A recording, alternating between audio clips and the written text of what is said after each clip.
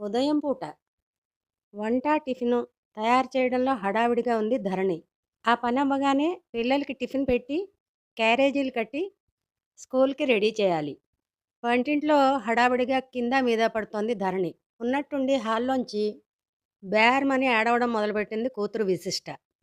తండ్రి గబగబా హాల్లోకొచ్చి, "ఏమైంది విశిష్ట?"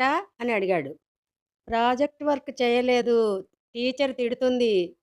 తండ్రి గారం తెలిసిన విశిష్ట ఇంకొంచెం శృతి పెంచింది. లేదులే, లేదులే అని విశిష్టని బుజ్జగిస్తూ కిచెన్‌కేసి నడిచి, ఇదో దాని ప్రాజెక్ట్ వర్క్ అంట. ఆ సంగతేదో చూడు చెప్పాడు శ్రీకృష్ణ భార్యకి.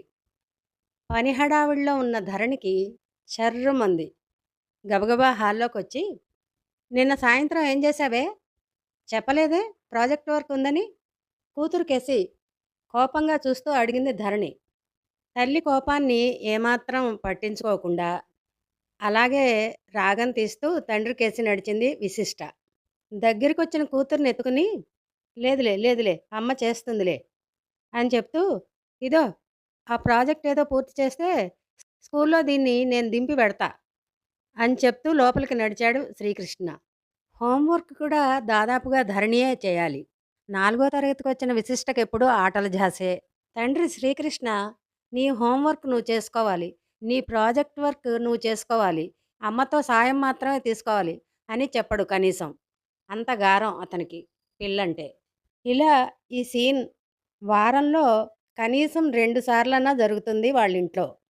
విశిష్టకి స్కూల్‌కి వెళ్ళాలనిపించనప్పుడల్లా ఇలాంటి సీన్ క్రియేట్ అవుతూ ఉంటుంది. కూతురంటే శ్రీకృష్ణకి విపరీతమైన ప్రేమ, గారం. పొద్దున్నే హడావిడిగా పని మొదలెట్టిన ధరణికి ఇప్పుడు ఆ ప్రాజెక్ట్ వర్క్ చేయాలంటే పుట్టెడు నీరసం ముంచుకొచ్చింది. తండ్రి కూతురు మీద పళ్ళు నూరుకుంటూ పని మొదలెట్టింది. తండ్రి గారాన్ని క్యాష్ చేసుకుంటున్న విశిష్టకేసి కొరకొరా చూస్తూను. సంసారంలో ఇవన్నీ కూడా వడ్లతో తట్టెండడంలో భాగమే.